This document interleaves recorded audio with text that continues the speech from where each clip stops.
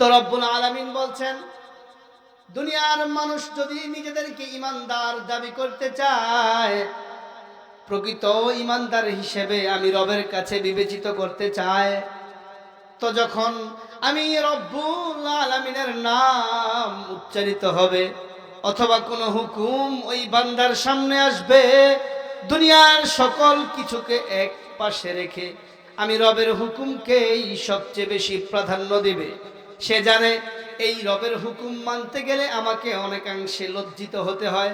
তখন সে ভাববে আমি আল্লাহকে ভয় পাই, এজন্য দুনিয়ার কেউ লজ্জা দেখ বা না দেখ, আমার রব তো আমার উপর খুশি থাকবে, এজন্য সে ওইটা করবে না। সে জানে ভবিষ্যতে ভয়ঙ্কর কোনো বিপদ আসতে পারে দুনিয়ার নিয়ম অনুযায়ী, কিন্তু সে তো ঈমানদার, দুনিয়ার কোনো অপমান আর ভয়ের চিন্তা করে না। সে চিন্তা করে আমার মালিক রব্বুল আলামিন, ওই কাবার মালিক যদি আমার উপর সন্তুষ্ট থাকে, দুনিয়ার আর কেউ সন্তুষ্ট না থাকলেও চলবে। আলহামদুলিল্লাহ, আলহামদুলিল্লাহি ওয়া কাফা ওয়া সালামুন আলা ইবাদিহিল্লাযীনা ইসতাফা। أما بعد فأعوذ بالله من الشيطان الرجيم. بسم الله الرحمن الرحيم. إنما المؤمنون الذين إذا ذكر الله وجلت قلوبهم وإذا تليت عليهم آياته زادتهم إيمانا وعلى ربهم يتوكلون. الذين يقيمون الصلاة ومما رزقناهم ينفقون. أولئك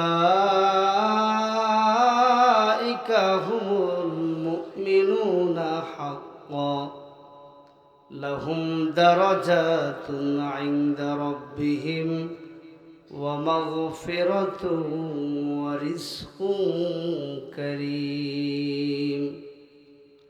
قال رسول الله صلى الله عليه وسلم: من قال لا إله إلا الله دخل الجنة، أو كما قال النبي عليه الصلاة والسلام. صدق الله العظيم وصدق رسوله النبي الكريم، ونحن على ذلك من الشاهدين والشاكرين، والحمد لله رب العالمين. سبحانك لا علم لنا إلا ما علمتنا إنك أنت العليم الحكيم. سبحان الله وبحمده سبحان الله العظيم. मोहम्मद ने आकर कुफ्र को मिटाया, कुफ्र को मिटाकर सदाकत को बताया। बलगल उला बिकमालिही कशफत दुजा बिजमालिही हसनत जमियो खिसालिही सल्लो अलैहि व आलिही। ज़ियारत मदीना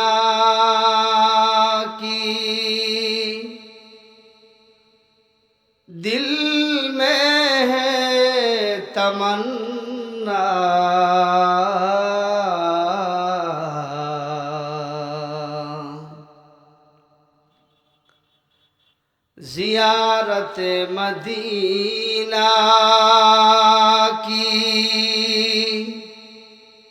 दिल में है तमन्ना,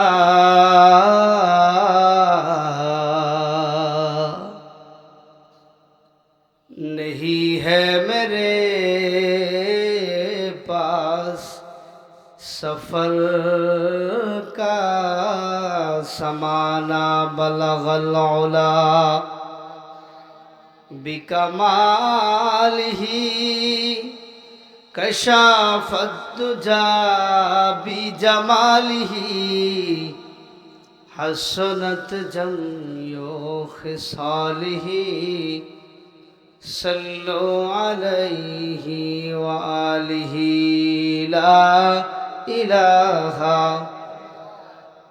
इल्लल्लाह, ला इलाहा इल्लल्लाह, ला इलाहा इल्लल्लाह, ला इलाहा इल्लल्लाह, ला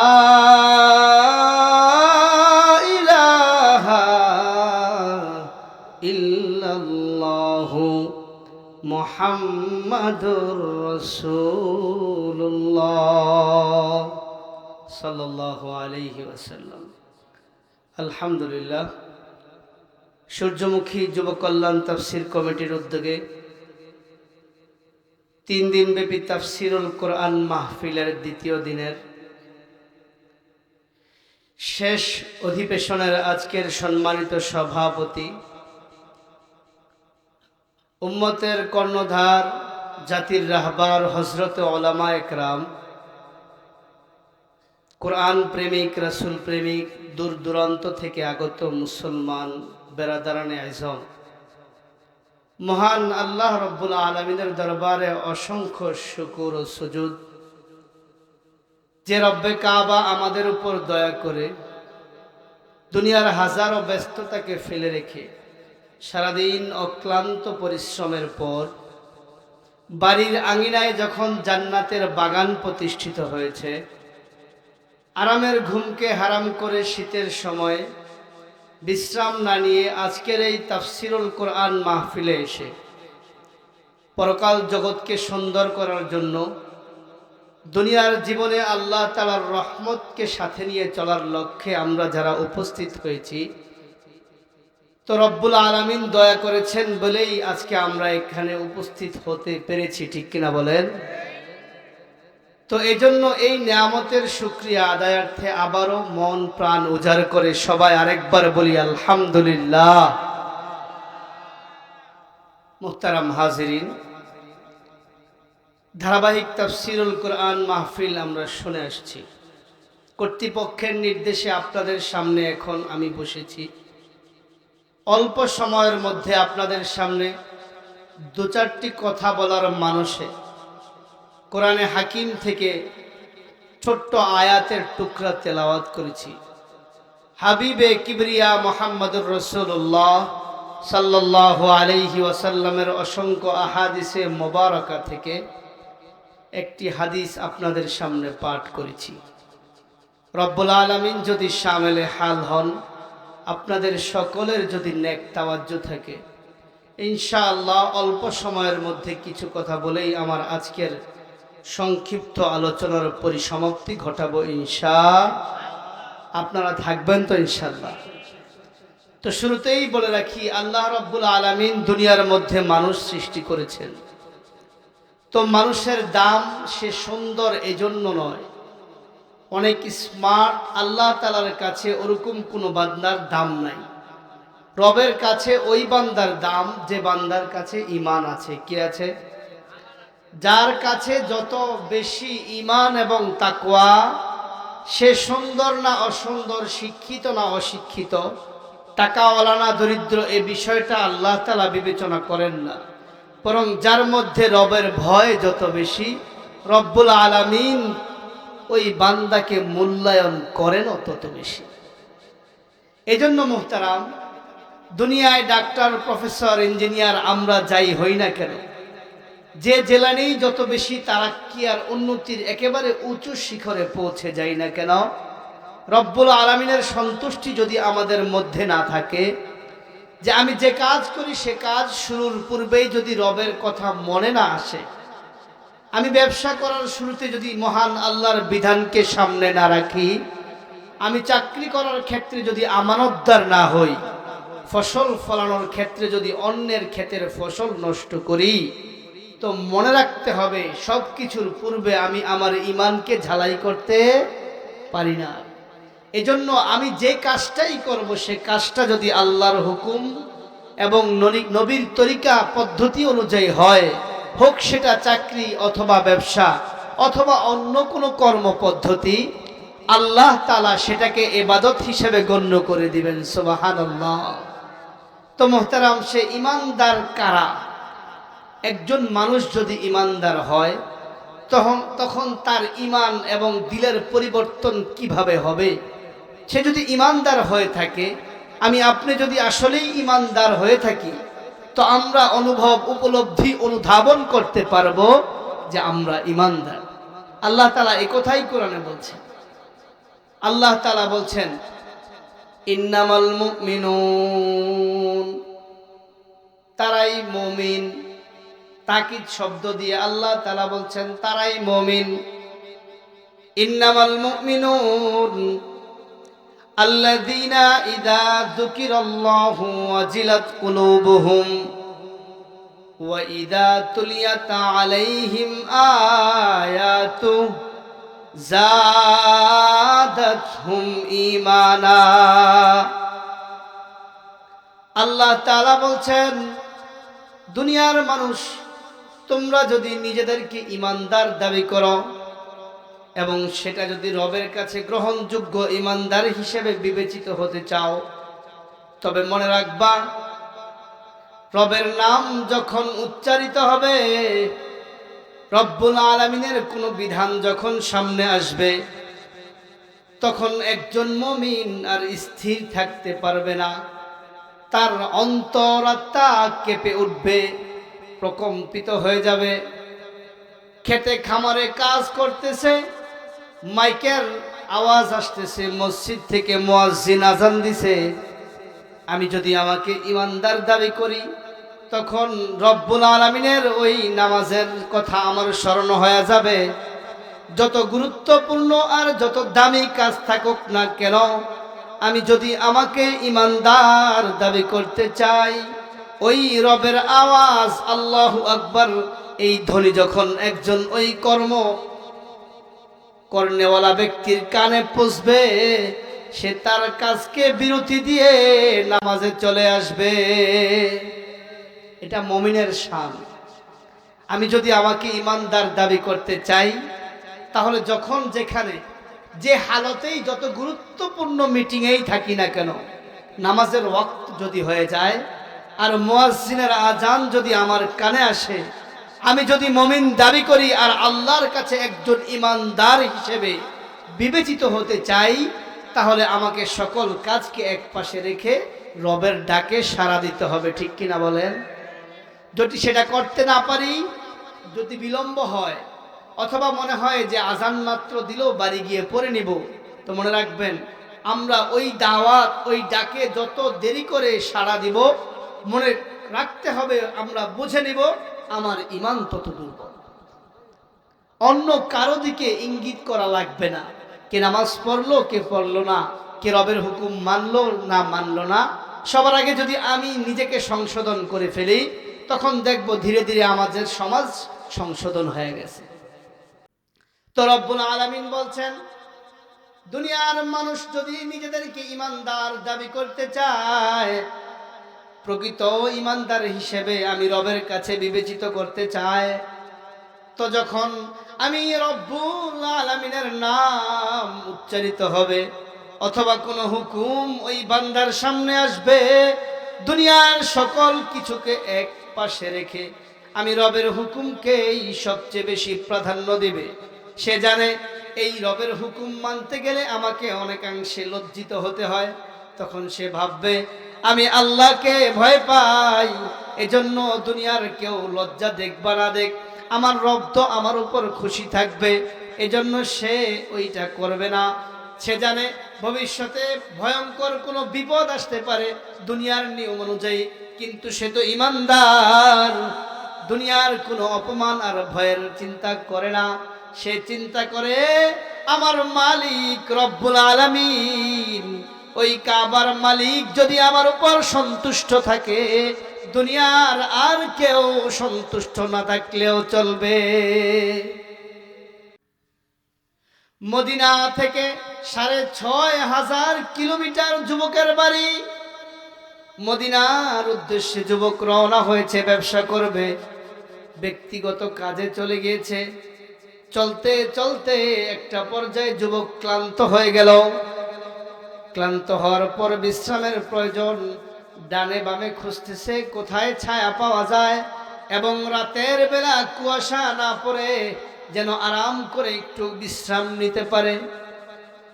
সে যুবক যখন বিশ্রামের জায়গা পেল, সুন্দর পরিপাটি একটা খেজুর বাগানের পাশে তার ঘোড়াটা বেঁধে, বর্তমান সময়ের মতো এত সুন্দর যাতায়াত ব্যবস্থা ছিল না, বিমান ছিল না, রকেট ছিল না, উন্নত মানের কোনো বাসও ছিল না।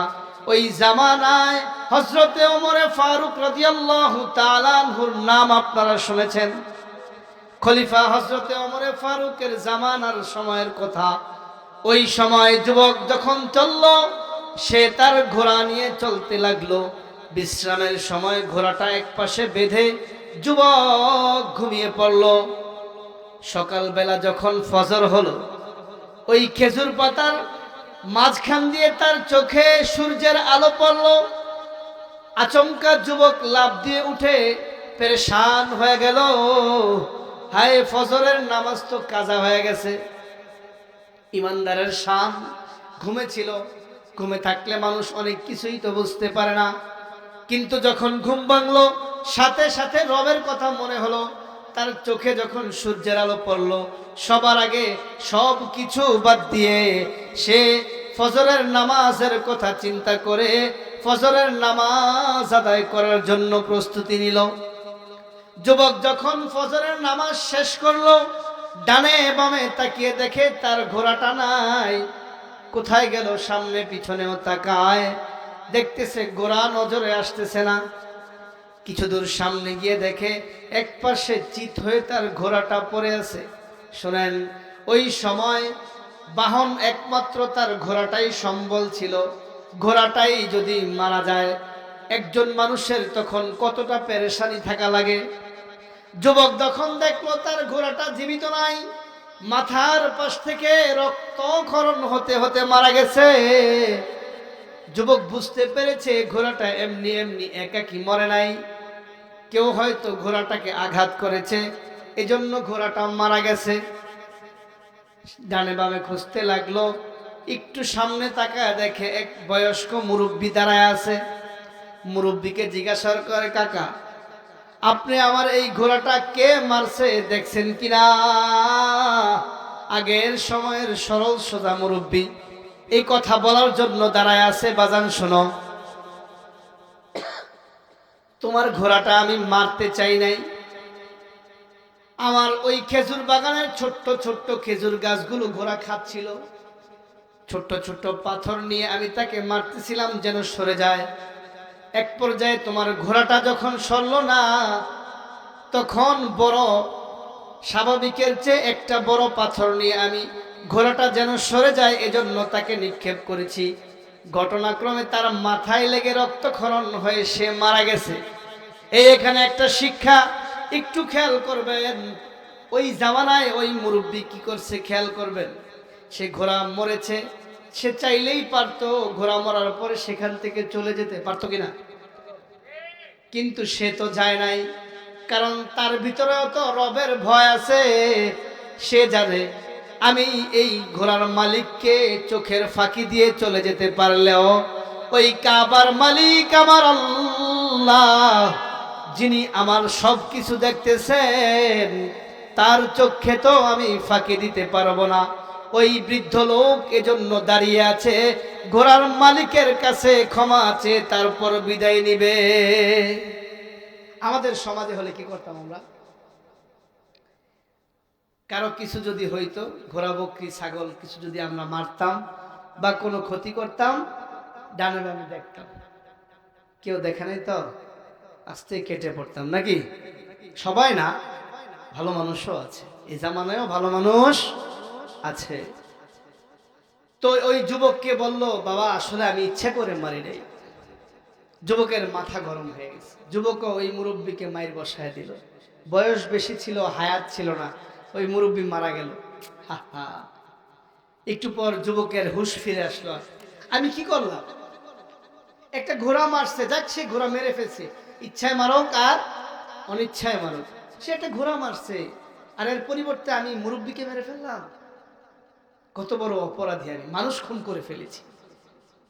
ওই যুবক বুঝতে পারলো আমার মতো অপরাধী আর হতে পারে না। আমি একটা ঘোড়ার পরিবর্তে একটা মানুষের জান নিতে পারি না।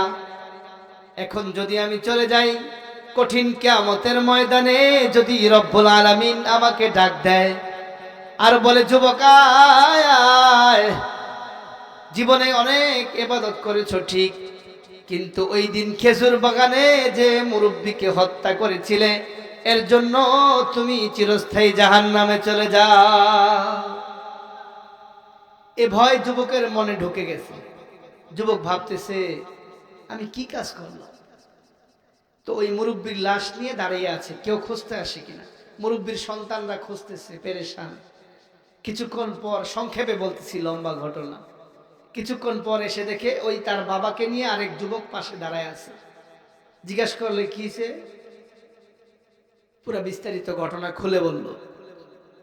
যার বাবা মারা গেছে তাদের কি হুঁশ আছে? বলেন, তাদের হুঁশ আছে? যুবককে ডাক দিয়ে বলে, যুবক তুমি কি করলা? তুমি একটু কি চিন্তা করলা না? আমার বাবা বৃদ্ধ মানুষ ছিল, সে ভুলে করুক বা ইচ্ছায় করুক, একটা ঘোড়াই তো মারছে।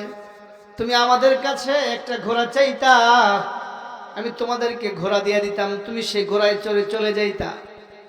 যুবক অনুতপ্ত হৃদয় তাদের কাছে আকুতির স্বরে বলতেছে, ভাই বিশ্বাস করেন, আমি আপনার বাবাকে ইচ্ছা করে মারি নাই, রাগের বশে একটু ধরেছিলাম, কিন্তু এমন জায়গায় লেগেছে আর হায়াত ছিল না বলে মারা গেছে।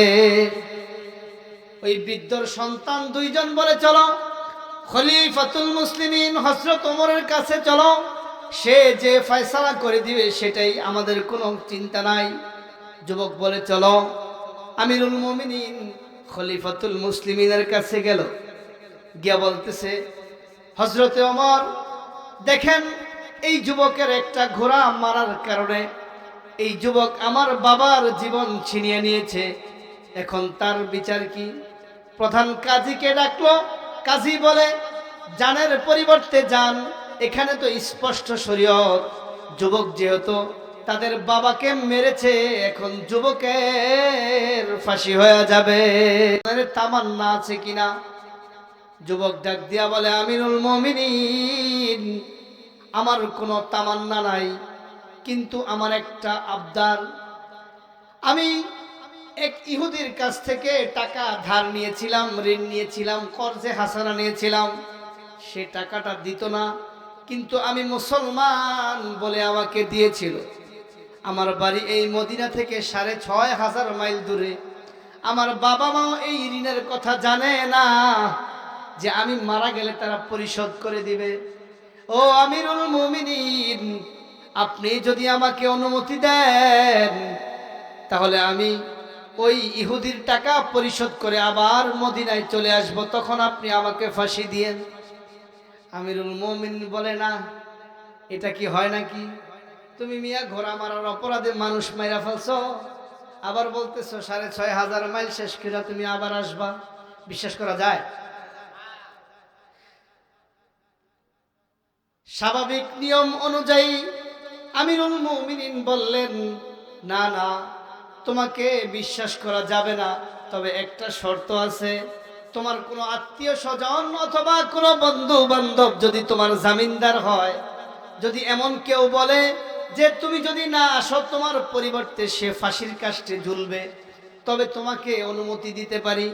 যুবক ডাক দিয়া কয়, না, আমার এই শহরে কেউ নাই, কোনো বন্ধু বান্ধব নাই, সুতরাং আমাকে ফাঁসির কাস্টে ঝুলায় দেন।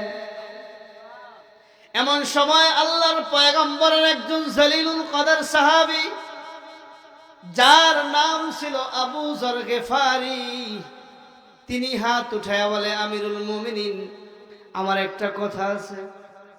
আমিরুল মুমিনিন বলে, কি কথা? বলে, আমিরুল মুমিনিন, আমি পয়গম্বরের মজলিসে বসে অনেকবার শুনেছি, আল মুসলিমু আখুল মুসলিম, এক মুসলমান হলো আরেক মুসলমানের ভাই। আমার মুসলমান ভাই বিপদে পড়েছে। পয়গম্বরের জবান থেকে তো আমি এ হাদিস অনেকবার শুনেছি, আল মুসলিমু আখুল মুসলিম। এই বিপদের সময় যদি আমি তার জামিনদারি হতে না পারলাম, তবে আমি রাসূলের হাদিসের উপর কেমন আমল করলাম? এই কথা শুনে সকলে তাকিয়ে রইল, আশ্চর্যান্বিত হয়ে গেল। আমিরুল মুমিনিন ডাক দিয়ে বলতেছে, আবু যর গিফারি, আপনি কি বলতেছেন? বুঝা বলতেছেন? বলে, হ্যাঁ, আমি বুঝাই বলতেছি। এই যুবক যদি আর মদিনায় ফেরত না আসে, তো আল্লাহর পয়গম্বরের একজন নিষ্পাপ সাহাবীকে আমি উমর ফাঁসি দিতে হবে। আবু যর গিফারি বলতেছে, তিনি পয়গম্বরের খাদেম ছিলেন। তিনি বলতেছেন, আমি সজ্ঞানে বলতেছি, এই যুবককে ছেড়ে দেন, নির্দিষ্ট একটা সীমা সময় বলে দেন, এর মধ্যে যদি এই যুবক না আসে, আমি আবু যর গিফারি তার পরিবর্তে ফাঁসির কাস্টে ঝুলব। তখন আমিরুল মুমিনিন বললেন, ঠিক আছে, আপনার শর্ত মানা হলো। যুবক চলে গেল। ঘটনা সংক্ষেপ করতেছি, একেবারে সময় নাই। যুবক তার মায়ের কাছে গিয়ে টাকা নিয়ে ইহুদির টাকা পরিশোধ করে আবার মায়ের কাছে আসলো। কথা বলে না, চুপচাপ দাঁড়ায় আছে। মা জিজ্ঞাসা করে, বাজান, কিছু বলবা? বলে, হ্যাঁ বলবো। ও মা, সব সময় আমি আপনার কাছে ব্যবসার জন্য যাই অথবা অন্য কোনো কাজে যাই, আপনার কাছে বিদায় নিতে আসি, কিন্তু মা, আজকে আপনার কাছে একটু ভিন্ন বিদায় নিতে আসছি। তোমার ছেলে বড় অপরাধ করে ফেলেছে। সে অপরাধ দুনিয়ায় শাস্তি ভোগ করে পরকালে যেন আল্লাহ তাআলার কাঠগড়ায় দাঁড়াইতে না হয়, জাহান্নামের আগুনে যেন জ্বলতে না হয় গো মা। এমন একটা বিদায় আজকে দিবা যেটাকে চিরবিদায় বলে। মা বলে, কি বললা বুঝলাম না। সন্তান পুরা ঘটনা বিস্তারিত বলার পর, ইমানদার সন্তানের মা কত ইমানদার ছিল, সে বলে, বাজান, বাজান, তুমি চলে যাও, কারণ দুনিয়ায় একটু শাস্তি আমি মা হইয়া সহ্য করতে পারবো, কিন্তু এই পাপের শাস্তি কঠিন। কিয়ামতের ময়দানে জাহান্নামী হিসেবে আমি মা হইয়া তোমাকে দেখতে পারবো না। সন্তান বিদায় নিল। চলতে চলতে অনেক দূর চলে গেল। নির্দিষ্ট সময় প্রায় পার হয়ে গেল। আবু যর গিফারিকে ডাক দিয়া বলে, আমিরুল মুমিনিন বলতেছে, আবু যর গিফারি, আপনি যার জামিনদার হয়েছিলেন সে তো আসলো না। এখন শরীয়তের বিধান অনুযায়ী আমি না চাইলেও তো আপনাকে ফাঁসি দিতে হবে। আল্লাহর পয়গম্বরের সাহাবী আবু যর গিফারি বলে, আমিরুল মুমিনিন, এর জন্য আমার মনে একটু আক্ষেপ নাই। একজন মুসলমান ভাইয়ের জন্য যদি আমি ফাঁসির কাষ্ঠেও ঝুলতে চাই, আমার মনে বিন্দু পরিমাণ কষ্ট হবে না। এই হলো আল মুসলিমু আখুল মুসলিমের তর্জমা, ব্যাখ্যা। আর আমাদের এখন আপন ভাইরা সামান্য স্বার্থের জন্য এক যুগ পার করে দেয়, কথাই বলে না। জমি নিয়া, বিবি বাল বাচ্চা নিয়া, ব্যবসা নিয়া, বাবার সম্পত্তি নিয়া আপন ভাইয়ের রক্তের বন্ধনকে এমন ভাবে ছিন্ন করে যে ওই ভাইকে চিনেই না, জীবনে দেখেই নাই, কেমন জানি, ঠিক কিনা বলেন? তো এরকম খারাপ স্বভাব আমাদের থেকে ত্যাগ করতে হবে, অন্যথায় আমরা রাসূলের পরিপূর্ণ উম্মত হতে পারবো? বলেন। যে কথা বলতেছিলাম, আবু যর গেফারি যখন ফাঁসির কাস্টে ঝুলবে, এমন সময় একজন ডাক দিয়ে বলতেছে, আমিরুল মুমিনিন একটু অপেক্ষা করেন, দূর থেকে একটা ঘোড়া আসতেছে বলে মনে হচ্ছে, আমাদের মনে হয় ওই যুবক চলে এসেছে। ওই যুবক যখন চলে আসলো, পুরা শরীর ধুলাবালিতে একেবারে মেখে গেছে, জীর্ণ শীর্ণ চেহারা। হযরতে ওমর চোখের পানি ছেড়ে দিলেন, ওই কাজীকে ডাক দিয়া বলে, কাজী রে, একজন জান্নাতি মানুষকে নামায়া আরেকজন জান্নাতি মানুষকে ফাঁসির দড়ি ফরা।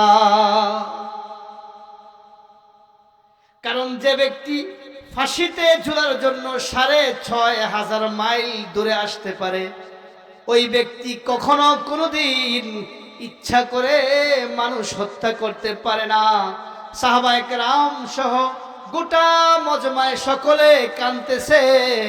আবু যর গেফারি ওই যুবককে কোলাকুলি দিয়ে মুআনাকা করে কান্না করতেছে যে আল্লাহ তাআলা দুনিয়ার মধ্যে মানুষকে কেমন ঈমান দিছে, নিজের মৌতের কাছে ঘোড়া দৌড়ায়া ৬,৫০০ কিলোমিটার আসছে। ওই যেই দুই যুবকের বাবাকে মেরেছে, তারা বসে বসে তামাশা দেখতেছে যে আসলে কি হইতেছে। যখন কাজী বিচারক ওই যুবককে ফাঁসি দেওয়ার জন্য রশি দিলেন, দুই যুবক ডাক দিয়া বলতেছে, আমিরুল মুমিনিন, আমার একটা বিচার আজকে ভিন্নভাবে চাই।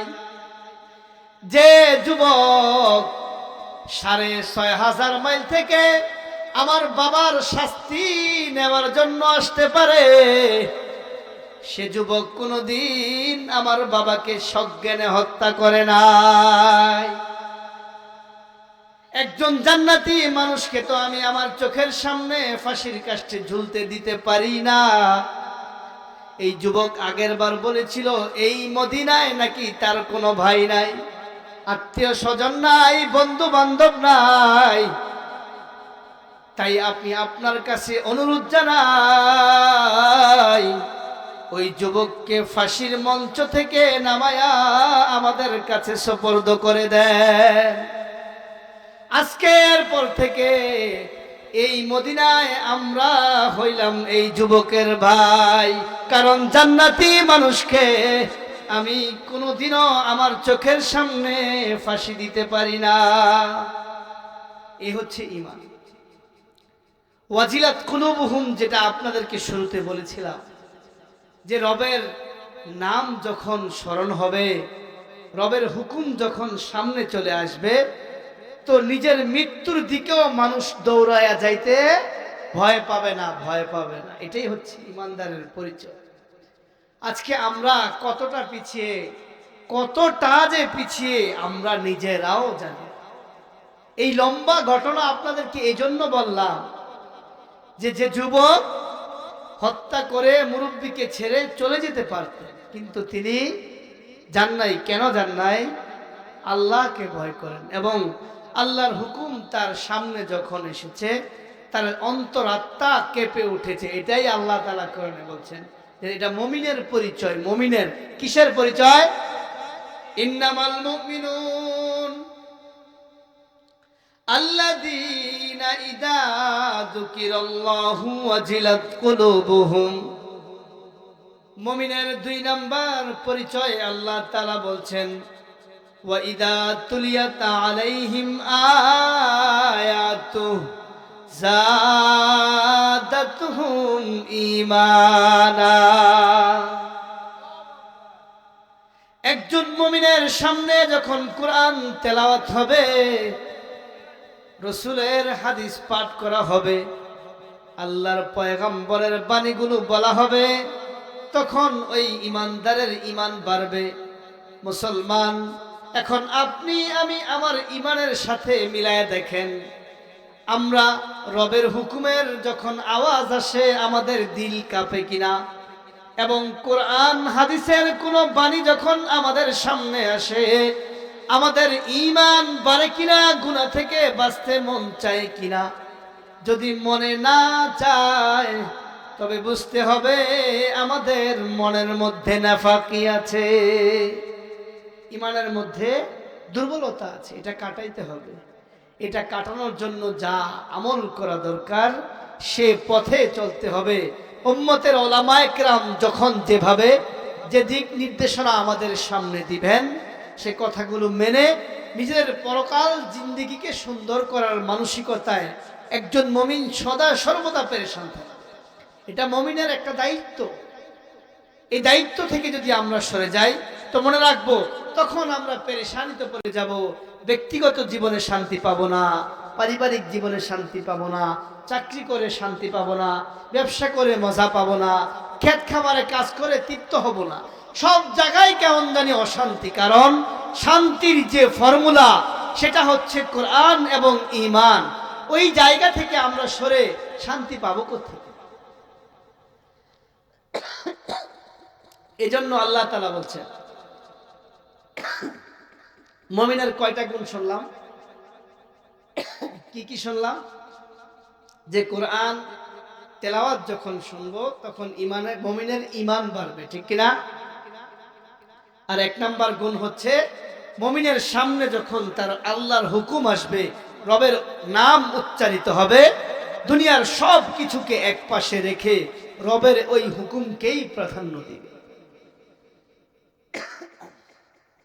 ওয়ালা রব্বিহিম ইয়াতাওয়াক্কালুন। মুমিনের ৩ নাম্বার গুণ হচ্ছে মুমিন আল্লাহর উপর তাওয়াক্কুল করবে। তাওয়াক্কুলের বিষয়টা আমরা সবাই মুখস্থ জানি, কিন্তু ভরসা করতে পারি না। আমাদের ঈমান এতটাই দুর্বল, আল্লাহ তাআলা যে খাওয়াইতে পারে বিশ্বাস করতে বড় কষ্ট হয়, ঠিক কিনা বলেন? এই তাওয়াক্কুলের যে মাসআলা, এই জায়গায় আমরা এতটাই দুর্বল যার কারণে আমাদের ঈমানে দুর্বলতা দেখা দিচ্ছে। তাকওয়ার যে বিষয়টা, তাকওয়া এবং তাওয়াক্কুল পাশাপাশি বিষয়। যার মধ্যে যত বেশি তাকওয়া সেই তত বেশি আল্লাহর উপর তাওয়াক্কুল করতে। আল্লাযীনা ইউকিমুনাস সালাতা ওয়া মিম্মা রাযাকনাহুম ইউনফিকুন। মুমিনের ৪ নাম্বার গুণ হচ্ছে সে একজন মুমিন বলে যদি নিজেকে দাবি করতে চায় তাহলে অবশ্যই সে নামাজি হবে, একজন পূর্ণ ঈমানদার এবং ৫ ওয়াক্ত নামাজের পাবন্দীওয়ালা হবে। আর ৫ নাম্বার গুণ হচ্ছে রব্বুল আলামিন যে সম্পদ একজন মুমিন মুসলমানকে দিয়েছেন, যখন যেভাবে সুযোগ হয় আল্লাহ তাআলার রাস্তায় দান করবেন। এগুলো হচ্ছে মুমিনের গুণ। এই ৫ গুণ এবং বৈশিষ্ট্য যাদের মধ্যে আছে আমরা যদি মিলাই তো দেখব আমাদের যাদের মধ্যে যে পরিমাণ আছে আমরা সে পরিমাণ ঈমানদার, যাদের মধ্যে কম আছে তো আমরা দুর্বল ঈমানদার। এটাই আমি সংক্ষেপে বলে শেষ করে দিব। পরবর্তীতে অনেক বড় বড় ওলামায়ে কেরাম আপনাদের সামনে আলোচনা করবেন। কেউ না উঠি ভাই, যারা এখনো বাইরে ঘোরাফেরা করছি চলে আসি। যোগ্য মুফাসসিরিনে কেরামরা অপেক্ষমান, এখন কিছুক্ষণের মধ্যেই চলে আসবে, তা আমরা কেউ না উঠি। তো মুমিনের যে ৫ গুণ অল্প সময় আপনাদেরকে যেটা বুঝাইতে চাইলাম, যে একজন মুসলমান যদি নিজেকে ঈমানদার দাবি করতে চায় তো তাকে অবশ্যই ৫টা গুণে গুণান্বিত হতে হবে। ১ নাম্বার, রবের আওয়াজ যখন শুনবে তার দিল প্রকম্পিত হয়ে উঠবে। ২ নাম্বার, তেলাওয়াত শুনলে ঈমান বাড়বে, সে আল্লাহর উপর ভরসা করবে এবং সে নামাজ প্রতিষ্ঠিত করবে এবং রব্বুল আলামিন যে সম্পদ দিয়েছেন সে সম্পদ থেকে আনন্দ চিত্তে রবের রাস্তায় দান করবে, সদকা করবে, মানুষকে খাওয়াবে, অসহায়দেরকে দান করবে, মসজিদ মাদ্রাসার জন্য কাজ করবে। আল্লাহ রব্বুল আলামিন আমাদের সকলকে এই অল্প সময়ের মধ্যে যতটুকু বুঝলাম শিখলাম তার সঠিকটা বুঝে তার উপর আমল করার তৌফিক নসিব করুক। সকলে বলি আমিন। ওয়া মা আলাইনা ইল্লাল বালাগ। আসসালামু আলাইকুম ওয়া রাহমাতুল্লাহ।